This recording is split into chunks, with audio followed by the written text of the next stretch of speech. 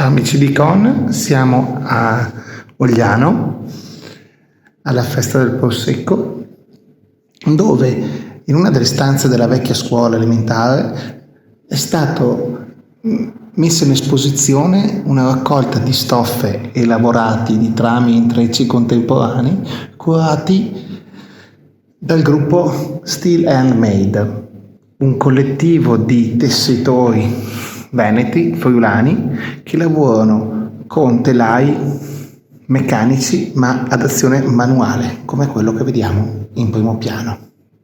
Vengono costruiti da un maestro locale e vengono creati questi tessuti di cui noi possiamo notare un bel campionario nella sala.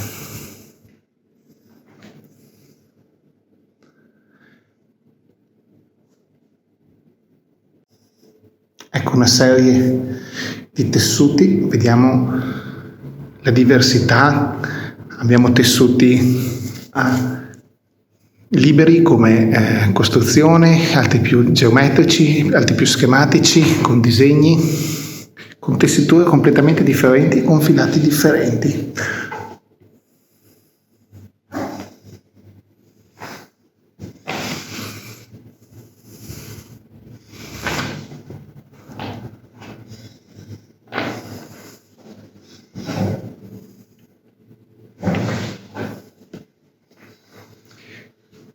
Tessuti che vanno bene per arazzi, tappeti, sciarpe e anche vestiti. Eccoci amici di Icon, siamo qui con Serena Tonon.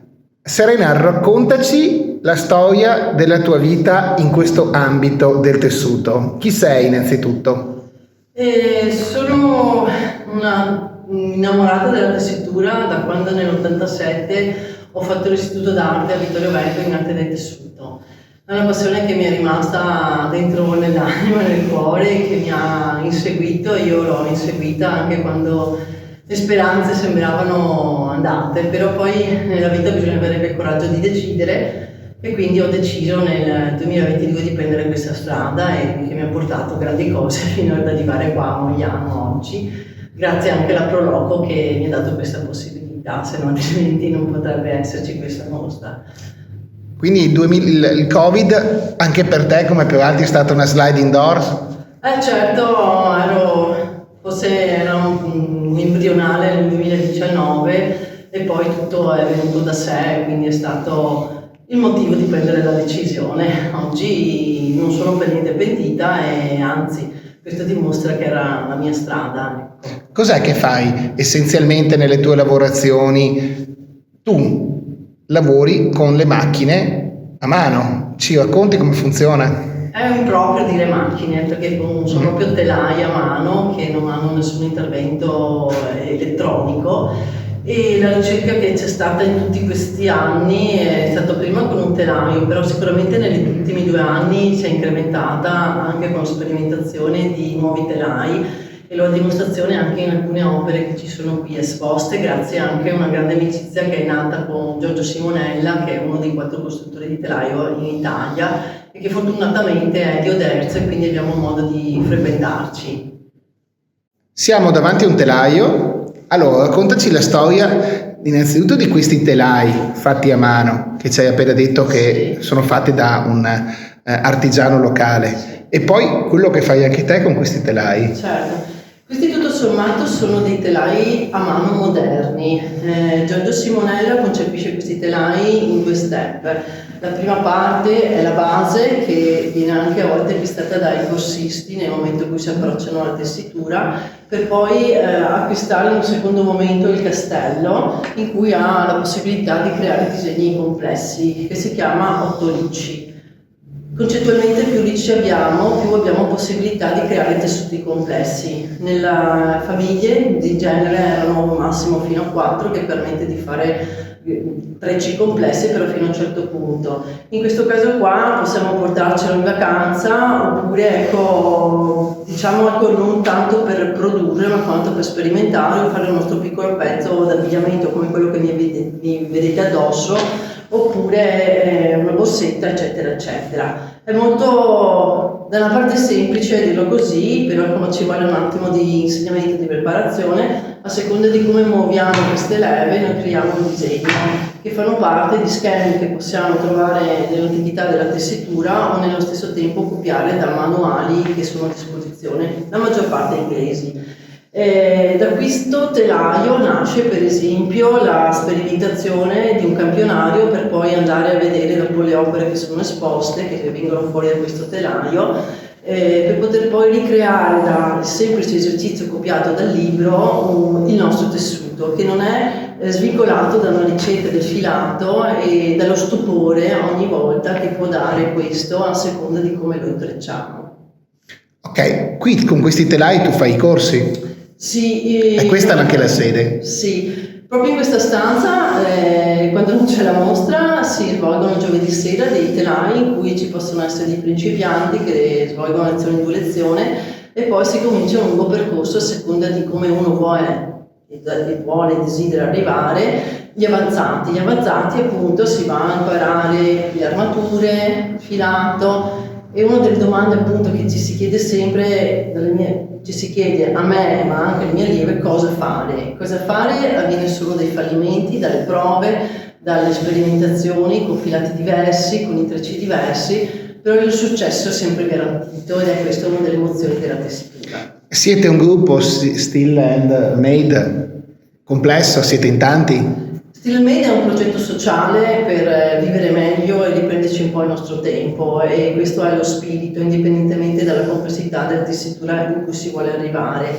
In questa sede qui invece Still Made organizza la mostra, però sono esposte opere del gruppo Tessitori Veneti che io frequento da più di un anno, ma che ha una storia lunga 40 anni, nato sempre da un costruttore di telai che si chiamava Gian Giovanni Bortoluzzi, in cui il motto era: se voi avete un'idea e la tenete per voi, rimane un'idea, se invece questa idea la condividete, ognuno di noi del gruppo avrà tante idee. E proprio per questo lo spirito del gruppo funziona che ci si dà dei temi di sperimentazione anche complessi, ognuno prova dalla stessa base il tessuto, e la stupore è che appunto su 20 tessitori ogni volta viene fuori un lavoro diverso.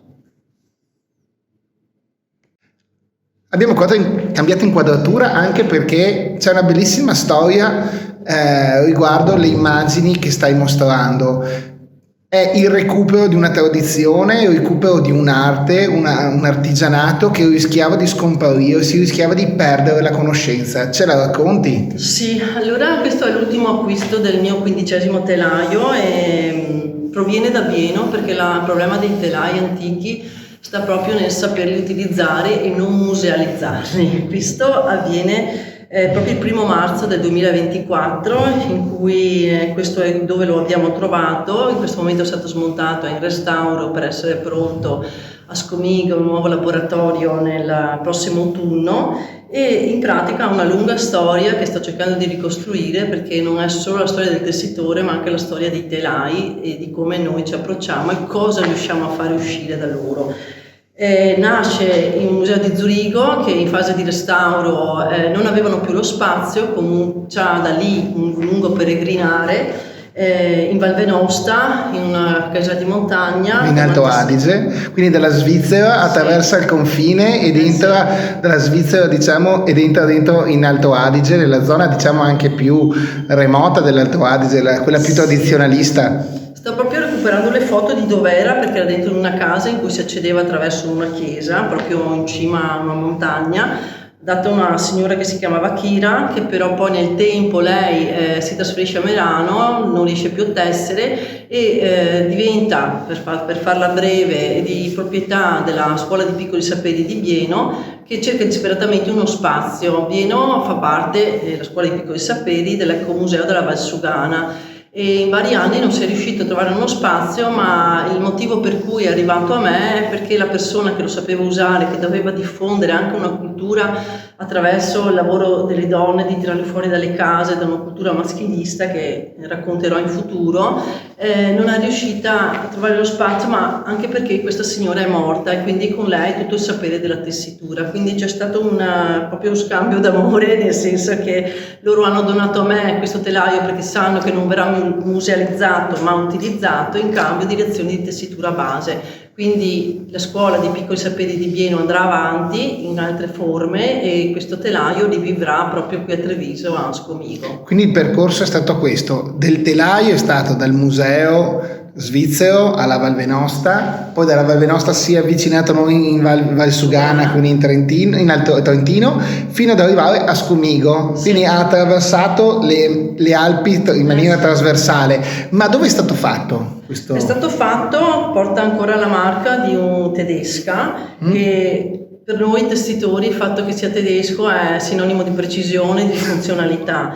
È un telaio che non fa parte dell'antichità delle case dove si tessevano le lenzuola, i canovacci, ma faceva parte di una tessitura di produzione, quindi in grado di produrre anche 50 metri e di fare disegni complessi, e lo si vede proprio da questa foto qui, dagli 8 pedali che corrispondono alle 8 leve che ci sono anche nel piccolo telaio da campionatura.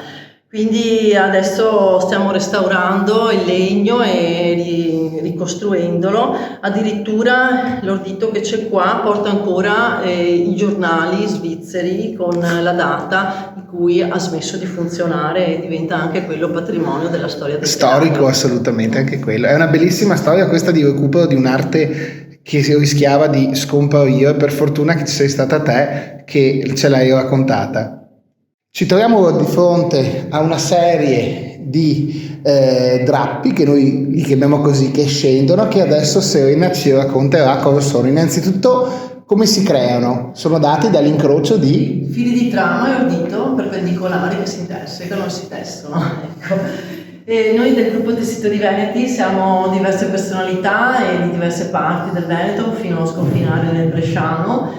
E qui andiamo a vedere un po' dallo studio di un intreccio allo sviluppo fino a creare il progetto finale che è questa striscia, ma nello stesso tempo andiamo anche a studiare testi tecnici, a metterli dalla carta appunto e realizzarli, in cui non sto qua a spiegarvi la complessità, ma direi che il risultato è ottimo. Questo per esempio è un lavoro di un'allieva in cui ormai è abbastanza autonoma nella tecnica dell'arazzo, per poi sviluppare ognuno il suo stile. Come vedete sono cose molto molto diverse, va a influire le tecniche dell'arazzo piuttosto che quelle di tessitura e il studio di colori e di filati. Qui abbiamo addirittura la sciarpa in cashmere con dei studi sui cerchi riprodotto da un progetto per la Stecca di Milano. È bello perché tu li chiami studi, in realtà sono talmente belle che sono delle sciarpe già pronte. Sì, effettivamente potrebbero essere la base per lo sviluppo di sciarpe.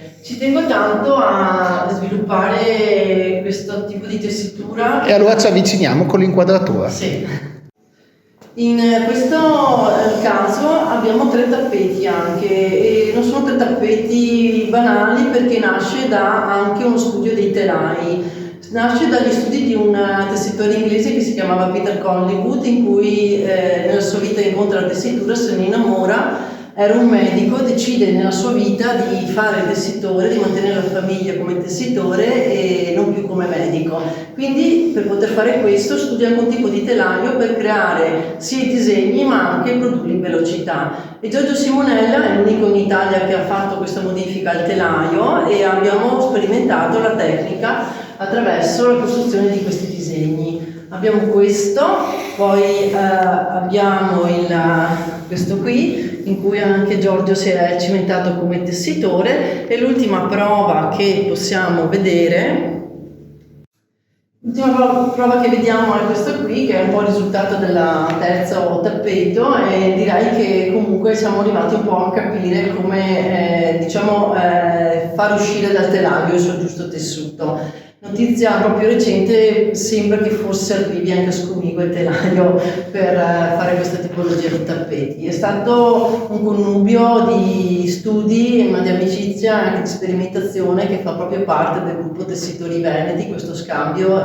di idee, non di gelosie, di tenerci segreti per noi, che è un po' il filone comune di tutta la tessitura, di tenere segreto. Questo qui è bellissimo perché qui si parla appunto di tessuto dato da trama ordito con un disegno diciamo geometrico, in realtà ha una profondità perché c'è questo effetto tridimensionale bellissimo. Sì, è stato proprio ripreso da Hollywood e soprattutto non sembrerebbe quasi tecniche dell'arazzo, ma la precisione con cui vengono fatte le linee si fa capire che c'è un telaio che fa questo tipo di intreccio. E quindi ha anche il positivo e il negativo dietro a seconda di come si tesse.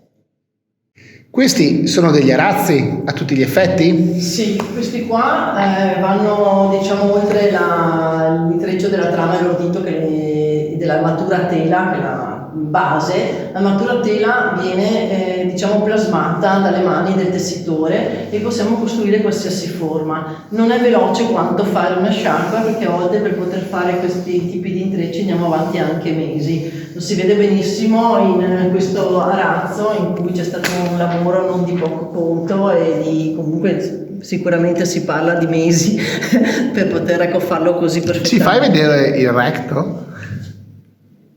Ecco. È come se avessimo dipinto un quadro con i fili.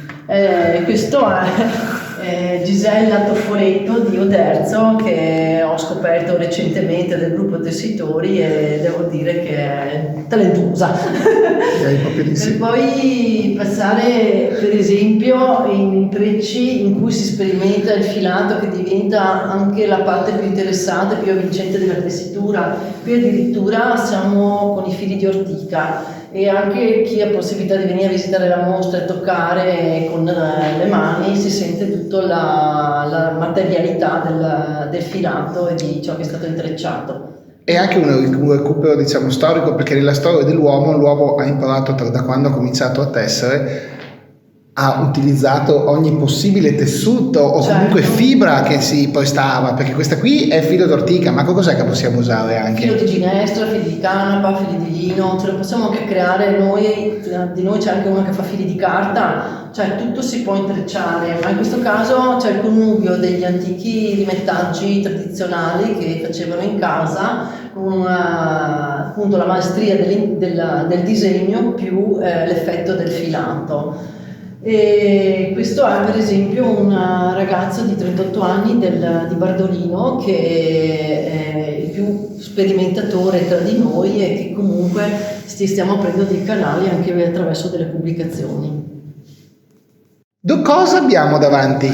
Cosa abbiamo? Perché abbiamo visto tessuti fino adesso, abbiamo visto qualcosa che potrebbe sembrare una sciarpa coperta, arazzi, diciamo coperture di pareti, ogni genere di cosa. Questo è un vestito completo. Abbigliamento. Sì, quando si fa di tessuti ovviamente si cerca anche una finalità che non sia di fiber art come lo potrebbe essere in questo contesto, ma che comunque abbiamo anche una parte di produzione per alcuni di noi. Questa linea qua è fatta da Terracleos, un brand che fa solo abiti in canapa per portare avanti un concetto di sostenibilità lungo tutta la storia della canapa. In questo caso sono state fatte delle linee di gilet in cui la maestria della stilista è riuscita a fare vedere la cimossa vivo, cosa che non esiste nella tessitura industriale, e ne è stata creata una serie di gilet con schienale in canapa che ha avuto molto successo e ha vinto anche un premio a Sanremo proprio per il concetto che la lana non è tinta, è come viene fuori dalla pecora, e quindi per la filosofia di Terracleos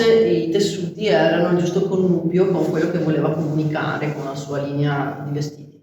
Quindi abbiamo visto durante questo servizio dall'inizio alla fine il percorso della tessitura, che è un mestiere antico, un'arte proprio antica, che è andata a recuperare, come ha fatto Serena, qualcosa che andava e rischiava di scomparire. E siamo arrivati fino a vedere come si possono creare anche capi di abbigliamento, capi artistici, come alcuni dei preziosi arazzi che abbiamo visto, per tutti i gusti, fantasia, paesaggio, geometrici. Serena, io ti ringrazio Grazie a voi. Per quello che fai, ma specialmente non solo per l'intervista, ma per quello che fai, perché recuperare e salvare un'arte antica è fare di quanto più importante, e anche per il lavoro di questo nuovo telaio che siamo curiosissimi di vedere in azione con un prossimo servizio. Certo, e la tessitura non è solo il recupero di un antico mestiere, ma deve essere in chiave contemporanea a disposizione di tutti. Grazie ancora e buona giornata. Grazie a voi.